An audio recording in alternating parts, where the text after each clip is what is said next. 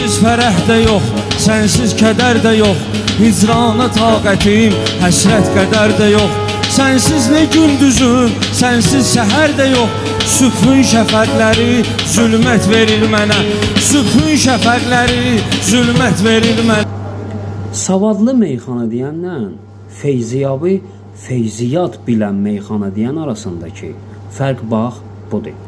Baxın əzizlər, hamımızın bildiyi bir fikri Pünhan necə poetik, necə şairanə çatdırır. Heç bilirsiniz bu kuplet niyə bizə bu qədər ləzzət eləyir? Niyə biz bu kupletdən bu qədər keyf alırıq, feyz alırıq? Çünki Pünhan onu bizə gözəl təqdim eləyir. Biz axı demişdik, ustadlarımızdan öyrəndiyimiz bir məsələ var ki, ədəbiyyatımızda nədən demək bir o qədər önəmli deyil. Məsələ odur ki, onu necə təqdim eləyirsən. Onun üçün də biz vurğulamışdıq ki, meyxanədiyənin gərək bazası olsun. Bazan olmağı üçün gərək mütailə əhli olsun. Əksi təqdirdə sözü havayı yerə xərcləyər. Belə olur da, hər şey bir yerə yığılanda hər ləhzə yoxdan var söz.